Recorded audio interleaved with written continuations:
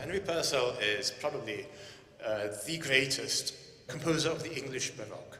There were many composers of the English Baroque, and of course there are many famous English composers from the period before classical and modern music. But Purcell is remembered today for being a pioneer. Not only did he write the first English opera, Dido and Aeneas, he was also a musical genius. He died at a very early age, in his 30s. There are two theories. One was that he was locked out of the house by his wife. He'd been out every night with his friends from the theatre, coming back late. It was the middle of winter. She refused to let him in. He slept on the steps of the house, and he got hypothermia and died. The more interesting theory about how he died was by chocolate poisoning. He died by chocolate. He had eaten contaminated chocolate and got poisoned and died. The reason we believe that might be the case is because in those days, chocolate, which came from South America, would take maybe a month or several months to travel by ship to England, where it was then processed and then sold. By the time it reached someone like Purcell, the chocolate may have had a type of mold on it, which killed him.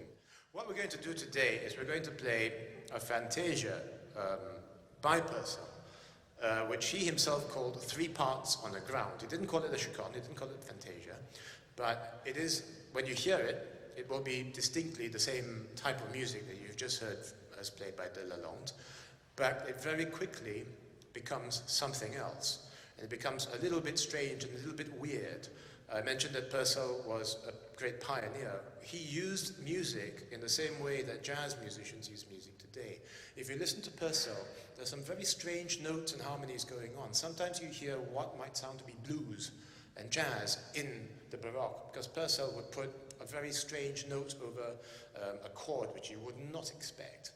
To give you an example of what happens in this piece, I'm going to ask our colleague Runa to play this line of music. It occurs in the first part of this piece.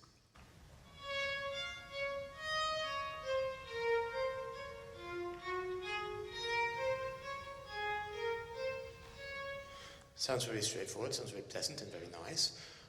I will now ask our colleague Lynn to join Runa and play another line of music. It's the same line that Runa plays, but upside down, basically.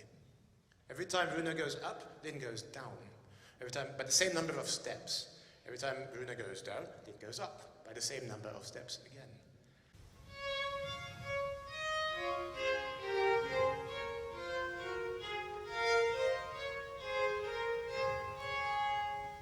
It's starting to sound a little bit strange.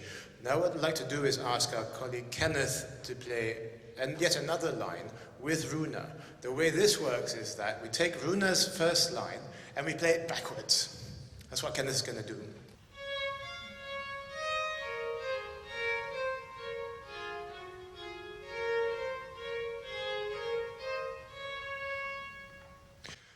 And now for, well, the finishing touch, we're going to put all that together. What's it going to sound like?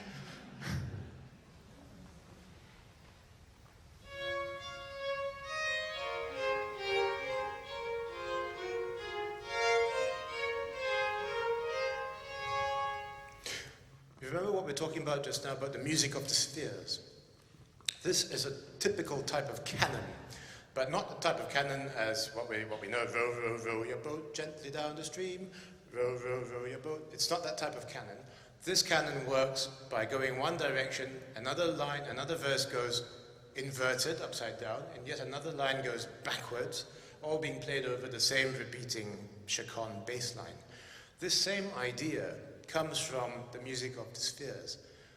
Musicians and composers of that generation before Purcell were fascinated by how to make mathematics, how to use mathematics to describe music, and also how to make music and use music to describe mathematics and motion and natural phenomena. This piece by Purcell is not just a chaconne, it's not just a fantasy, it is also an exercise in making this music, this consciousness real for his audience in his time.